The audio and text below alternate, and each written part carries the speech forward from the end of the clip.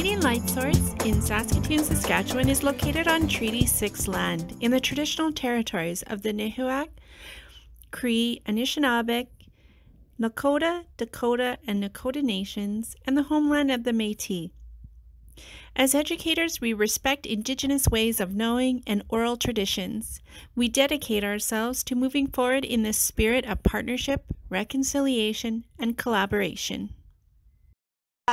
Alors que moi, je suis Victoria Martinez, je travaille dans la communication pour le Centre de rayonnement synchrotron canadien.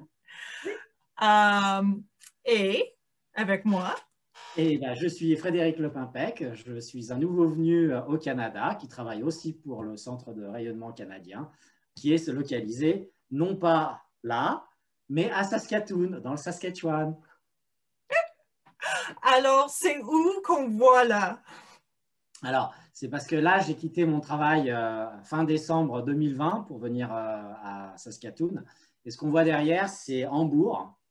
C'est une partie de Hambourg. Et la rivière, c'est l'Elbe.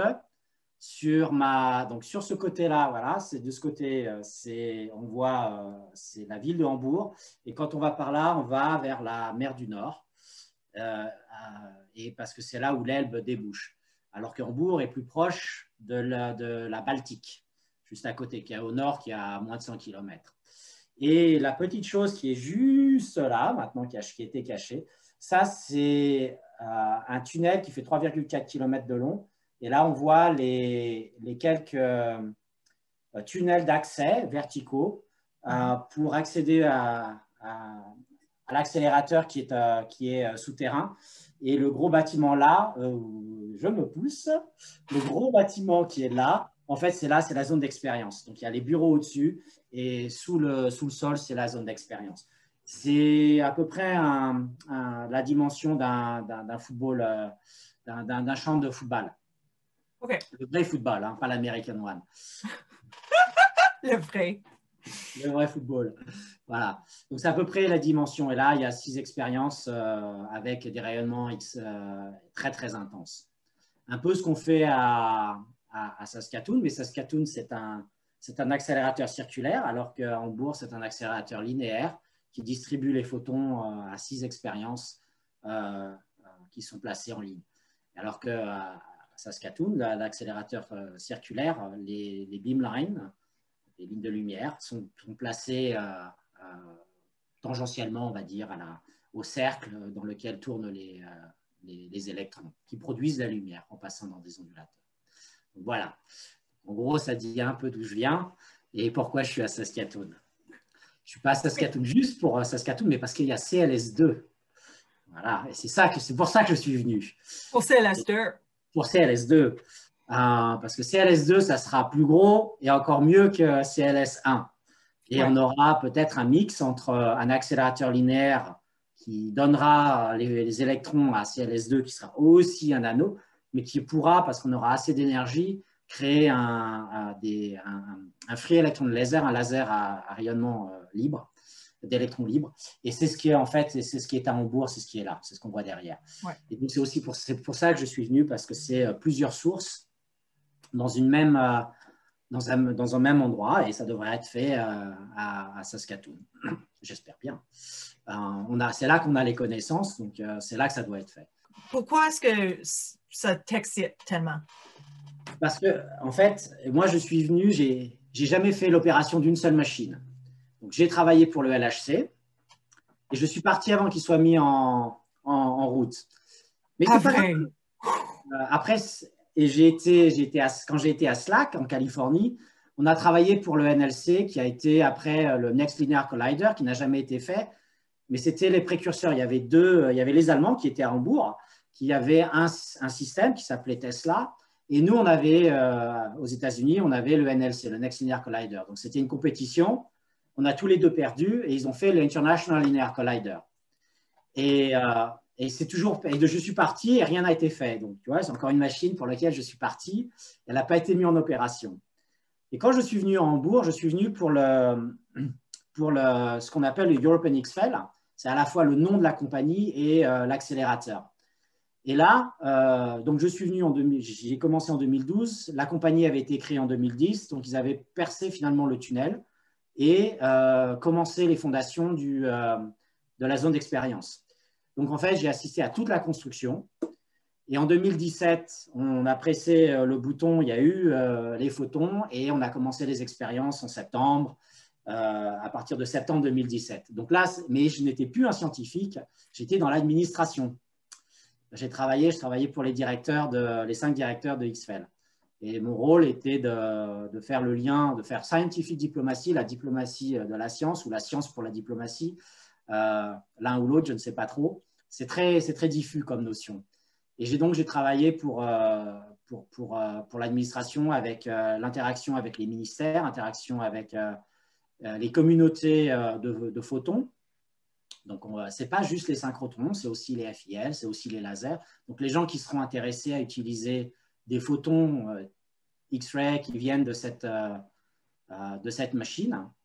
Et j'avais aussi comme portfolio l'interaction avec d'autres grands centres de recherche comme le CERN, l'ESA, qui ne fait pas du tout la même chose, mais qui est quelque chose pour lequel on travaille, on a des projets ensemble. Et évidemment, j'avais le lien avec la science, que ce soit la machine et les utilisateurs. Donc, j'ai appris à parler les utilisateurs des photons. Quand j'étais au CERN, j'ai appris à parler les utilisateurs du collider qui était le LEP à l'époque, qui était donc la physique des hautes énergies. Et maintenant, CLS2, ça va être un peu différent. Il y aura peut-être les 2 machines, donc 2 sources de lumière, une synchrotron et l'autre un peu FIL pour des faisceaux très courts, avec une impulsion, donc des impulsions très courtes, des flashs lumineux très brillants, mais très courts. Donc on peut, avec ça, faire la microscopie des réactions chimiques. Regardez comment il se passe, regardez le film, on prenait toujours je parle beaucoup, mais on prend comme l'exemple le match de foot. Je peux regarder, je peux savoir à quelle heure il commence, et puis après je regarde le résultat, et je ne sais absolument pas ce qui s'est passé. Et ben, pour l'instant, avec un synchrotron, c'est ce qu'on fait. On sait que le match de foot commence et on sait ce qui est arrivé au final. Mais on ne sait pas comment ça a fonctionné. Avec un FIL, on peut savoir comment ça a fonctionné. C'est l'idée de commencer avec l'une et ajouter l'autre, et puis on peut… Voilà. Donc l'idée, c'est qu'on veut faire, on veut créer le LINAC qui produira les électrons. De toute façon, ça commence par un LINAC. Et la première chose, ça sera le synchrotron. Parce que là, on est très fort à CLS pour ça. Et ensuite, on fera le FIL plus tard s'il y a les sous. Mais on prévoit la possibilité de le faire. Donc en fait, et ça donne au Canada, qui n'a pas de source FIL, la possibilité de jouer dans la cour des grands et de faire la compétition avec les labos américains ou européens. Et l'avantage, c'est que c'est un pays, une facilité, donc c'est beaucoup plus simple à gérer que plusieurs qui veulent faire la même chose. Donc, il n'y aura pas de compétition. Il ne faut pas qu'il y ait de compétition interne là-dessus. Comme ça, il y a un centre qui le fait et les gens viennent vraiment à cet endroit-là. Sinon, ça devient plus compliqué. Et puis, ça coûte beaucoup plus cher. Il faut quand même voir que les États-Unis, c'est 300 millions de personnes et le Canada, c'est 39.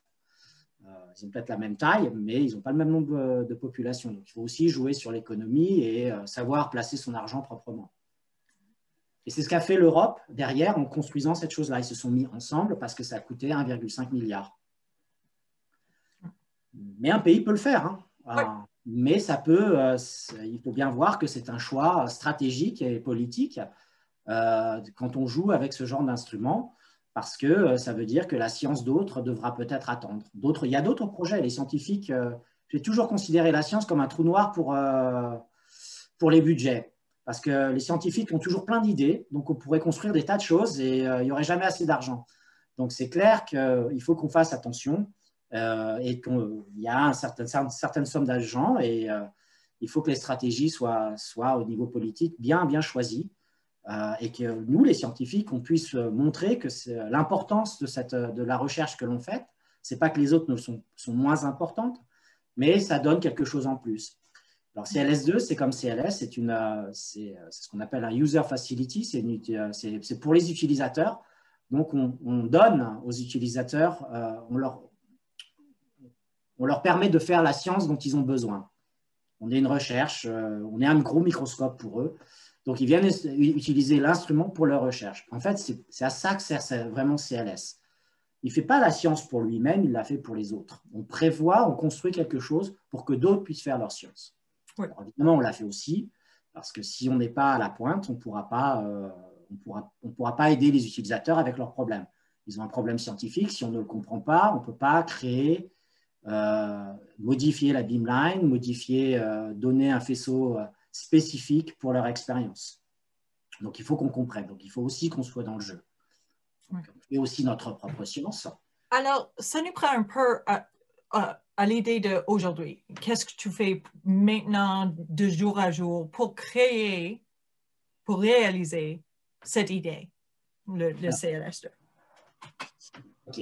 Alors, pour l'instant, c'est un peu neuf parce qu'on a juste commencé, enfin, pour ma part. Ouais. Je me suis lancé dans ce qu'on appelle le CDR, le Conceptual Design Report. Donc, en fait, c'est un rapport que l'on va construire qui est juste conceptuel. Et ça, c'est la première partie. Donc, dans ce rapport, chaque pays le fait un peu différemment. Les Européens ne le font pas comme les Américains. Et nous, on le fait comme on pense qu'on doit être fait, de façon à ce que ce soit à la fois, on prouve la science qu'on veut faire, et il y a un aspect scientifique qui est très, très important, et l'aspect machine, dans lequel j'ai pris part, où on a écrit quelques chapitres pour expliquer comment on va permettre aux utilisateurs de faire la science ou les projets scientifiques qu'ils ont avec la nouvelle machine. Et qu'est-ce que cette nouvelle machine en quoi elle est différente et meilleure que la machine que l'on a maintenant. Après 20 ans, il est temps de dire qu'il y a eu une évolution des connaissances, une évolution des technologies, et maintenant il faut les mettre en appoint et devant et les utiliser pour faire une source de lumière plus brillante, plus stable, qui répond aux besoins de la science moderne. La science moderne a besoin, enfin, elle était moderne aussi il y a 20 ans, mais pour l'époque. Mais maintenant, il faut faire des choses différemment. Il y a plus de données qui sont mises qui sont prises. On parle de pétabytes après quelques expériences. Donc, on va arriver dans le monde des hexabytes. Donc, en fait, c'est toute une évolution qui est poussée par cette technologie pour un nouveau synchrotron. Pour la science, beaucoup plus de données. Donc, tout le système IT doit être modifié. Et donc, ma part, quelque part, c'est aussi de dire, ouais, n'oublions pas la machine. Voilà ce dont on va avoir besoin pour la machine. Et voilà aussi la technologie qu'on aura besoin et qui touche à d'autres technologies. Donc là, on aura besoin d'autres gens dans les systèmes IT, infrastructures technologiques, ordinateurs, pour nous aider. Aussi au niveau des modèles qu'on va créer, la simulation mécanique, électrique, RF, et puis bien sûr des faisceaux, ou du faisceau. On dit souvent des faisceaux, la dynamique des faisceaux, parce qu'on n'en a pas qu'un. Voilà. Donc mon rôle pour l'instant, ça a été vraiment d'écrire une partie du CDR. Une partie a été déjà bien écrite. Et puis maintenant, il faut qu'on relise et qu'on le mette mieux en forme. Et après ça, il y aura la partie technique. Et là, on va rentrer dans le détail, on va expliquer point par point comment on fait ces aimants, quelles seront leurs caractéristiques, quel type de RF on va faire, quel type de cryogénie on va faire, quel type d'ondulateur, quel type de wiggler. Voilà. Donc, tout ça, ça fera partie du travail. Et une autre partie de mon travail, c'est de m'assurer aussi que CLS fonctionne. Donc, organiser les groupes de travaux, qu'est-ce qu'ils font, qu'est-ce qui se passe, quel est le problème dans la machine. Donc là, je travaille main dans la main avec le directeur de la machine. C'est assez pour un jour, quelques jours. Alors, je pense qu'il faut aussi parler un peu de votre parcours éducatif. Alors, comment est-ce que tu es arrivé en ton carrière scientifique? En fait, il est vrai. Alors, j'étais dans le système français déjà pour le lycée. Donc, collège-lycée. Alors, le collège, ce n'est pas ce qu'on entend dans le mode américain. Le collège, c'est 6e, 3e. Et je ne sais pas du tout à quoi ça correspond. Au niveau américain, je dirais junior high school. Et après, high school, senior high school, maybe, je ne sais pas. Ouais. Et donc, en fait, on passe ce qu'on a le baccalauréat. Et c'est quand on a entre 17 et 18 ans. Donc là, c'est l'examen final qui nous permet de rentrer à l'université si on veut continuer ou aux écoles supérieures. Donc ça peut être des écoles d'ingénieurs comme l'université. Qu'est-ce que je retiens? Je retiens la loi d'Ohm, qui est simple, U égale RI. Je retiens les forces. Et en fait, beaucoup de choses qu'on apprend en première et en terminale, on le réutilise bien après. Les choses après viennent compliquées avec des intégrales et des choses comme ça. Mais au départ, c'est que des choses simples. Et c'est ce qu'on revient aux choses simples pour essayer de comprendre la base. Après, quand on fait de la physique théorique, après, c'est beaucoup plus compliqué. Mais en fait, je m'utilise rarement les choses qui sont très, très compliquées que j'ai appris quand j'ai fait la maîtrise ou la licence. Et particulièrement avec les particules, avec votre science. Ah, eh ben, alors là, alors moi, c'était un peu différent parce que j'ai travaillé pour le vide. Donc, je ne voulais pas faire la dynamique des faisceaux. Ça ne m'intéressait pas. Ouais. Chacun voit, et les accélérateurs, c'est vraiment riche en plein de choses. Parce que pour faire un accélérateur, il n'y a pas juste un faisceau. Il y a l'interaction du faisceau avec son milieu environnant. Alors souvent, il y a un des milieux environnants, c'est le vide. Il faut le faire. Il faut qu'il n'y ait pas d'autres particules parce que sinon, le faisceau, il interagit avec et on le perd. Donc, on ne veut pas. Donc, il faut faire un très bon vide. Il y a la cryogénie, il y a la RF. Alors, moi, j'ai fait le vide. Donc là, j'étais dans le groupe du vide au CERN. Et là aussi, j'ai utilisé finalement mes connaissances de maths de première et de terminale pour les équations, pour résoudre des équations.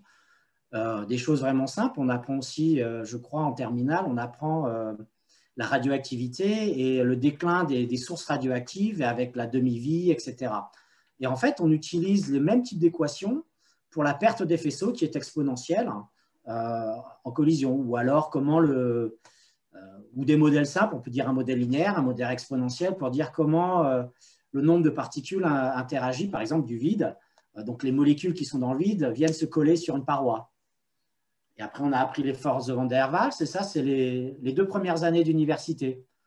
Donc, en fait, finalement, les choses vraiment, vraiment compliquées, on les utilise rarement. Ou alors, c'est vraiment pour un travail bien spécifique. Donc, il y a plein de choses, en fait. L'optique simple qu'on apprend, en fait, ça sert tout le temps, surtout pour les beamlines.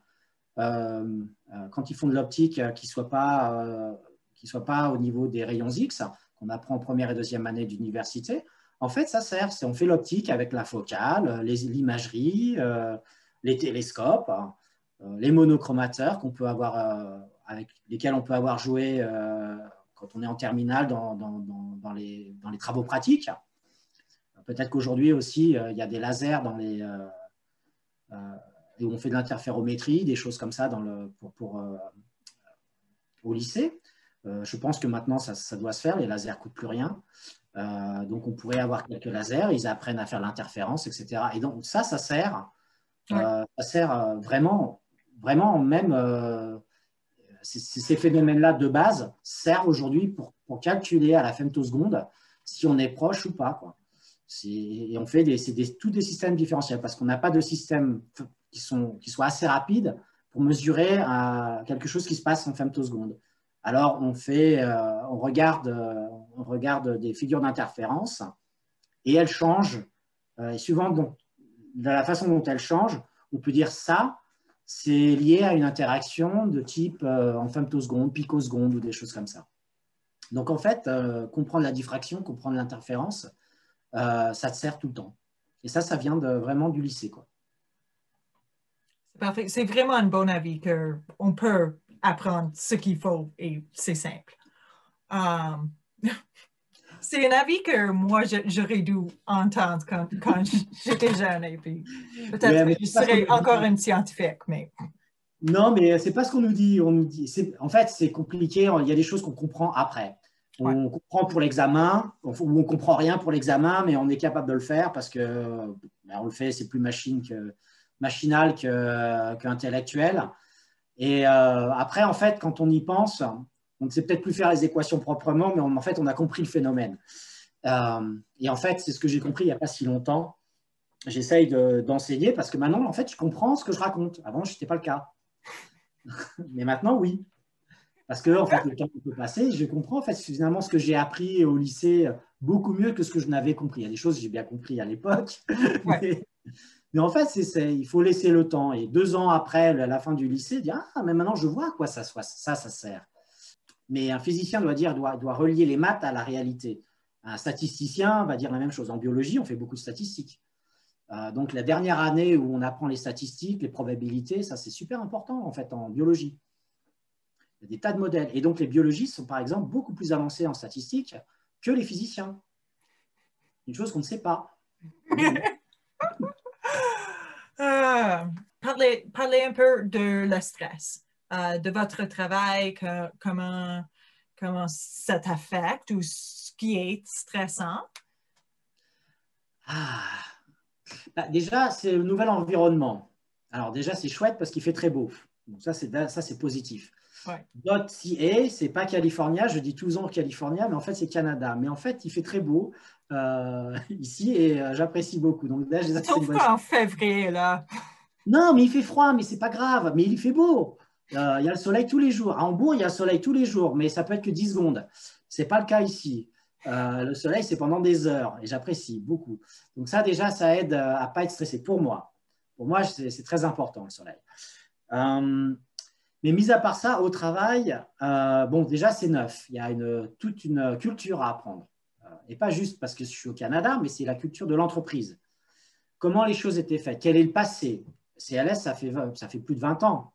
CLS, la machine, c'est 20 ans. Mais il y a des gens, le LINAC est là depuis les années 60. Donc, en fait, il y a un gros passé et un gros passif aussi. Donc là, déjà, j'en ai beaucoup à lire. Et il faut dire, on est humain, on ne retient que 5% de ce qui va être présenté. Donc, quand on lit 50 publications, les unes après les autres, on ne retient pas grand-chose. Il y a certaines choses qui marquent, mais le reste, on ne le retient pas. Donc ça, en fait, c'est déjà un peu compliqué. Mais ce n'est pas spécialement stressant quand on ne sait pas. On demande à son collègue et il va nous dire, il y a une documentation, c'est son numéro, on va la chercher, on va la lire et on va voir comment on peut l'utiliser. Après, il y a l'interaction avec les gens qui viennent, qui sont là depuis longtemps. Et je viens avec ma culture qui est très différente, la culture d'entreprise, qui vient parce que j'ai travaillé au CERN, j'ai travaillé à Slack, j'ai travaillé chez les Suisses du côté de Zurich, au PSI, Paul Scher Institute, et j'ai travaillé à l'EuropeNXFL derrière. Et tout le monde travaille un peu différemment. C'est assez international. Donc, l'EuropeNXFL est vraiment international dans sa fonction, dans sa création, mais les autres sont internationales dans leur culture, avec les gens qui viennent, même si ce sont des labos nationaux, il y a des gens qui viennent de toute culture. Le CLS est aussi multiculturel, mais peut-être pas autant que le CERN ou pas autant que EuropeNXFL. Ce n'est pas la même taille non plus. Donc c'est plus local déjà. Donc il y a déjà aussi à apprendre comment les gens fonctionnent. Ensuite, dire « Ah, bah, aux États-Unis, je faisais comme ça. » Ah oui, mais ici, on est au Canada, on ne fait pas comme ça. OK. C'est pas loin, mais ce n'est pas pareil. Donc, ça, c'est ce que je dois apprendre. Et après, il y a évidemment les attentes du directeur qui veut des choses et il les veut tout de suite, si possible hier. Mais donc là, il faut aussi jouer sur le fait de dire, écoute, oui, d'accord, mais laisse-moi le temps d'arriver, laisse-moi le temps de faire les choses, d'organiser les choses. Parce qu'il y avait peut-être une certaine organisation, mais qui ne me va pas, je ne vois pas comment les choses fonctionnent. Donc je dois réorganiser d'une façon ce qui me convienne, mais qui ne bloque pas les gens pour lesquels qui travaillent aussi avec moi. Ils ont une organisation. À moi aussi de construire sur cette organisation pour faire la mienne et qu'on travaille tous ensemble, parce qu'à la fin, c'est une équipe. On résout certains problèmes seuls, mais certains problèmes doivent être résolus en groupe. Et on avancera mieux en groupe. Donc, mon but, et c'est là que le plus dur, c'est d'avoir les demandes des gens pour lesquels je travaille et des gens au-dessus qui me demandent aussi certaines choses. Je dis oui. Et il faut que je concilie ça et que je leur dis en haut, ça va venir, mais donnez-moi le temps. Et ça, c'est tous les managers, hein. Ce n'est pas juste moi, mais c'est tous les managers, même s'ils sont là depuis 6 ou 7 ans. Donc, pour l'instant, c'est une chose aussi que j'apprends parce que je commence à découvrir qu'il y a des tas de projets qui sont un peu partout. Il y a de la documentation, mais elle n'est pas bien localisée. Parfois, c'est dans un même système, mais à différents endroits. Et donc, c'est la surprise. Je dis, ah bon, ça c'est… qu'as-tu fait pour tel projet? Ben, je n'ai rien fait du tout parce que je n'ai aucune idée de ce projet. Mais d'où ça vient? Et donc ça, c'est aussi un travail que le manager doit avoir une vue d'ensemble pour aider finalement les gens pour qui il travaille. Et donc dans les départements, dans les groupes, pour aussi leur dire, passer les infos d'un groupe à l'autre. Parce qu'il ne faut pas qu'ils travaillent en silo. C'est une mauvaise chose, le silo.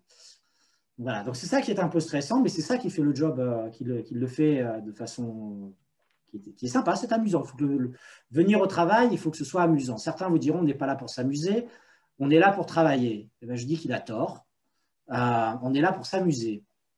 Il faut que le travail soit amusant. Sinon, on ne vient pas travailler parce qu'on vient avec comme ça, on dit à peine bonjour et on est triste quand on est là, on est content quand on part. Donc, on arrive à l'heure, on part vraiment à l'heure et si possible même avant.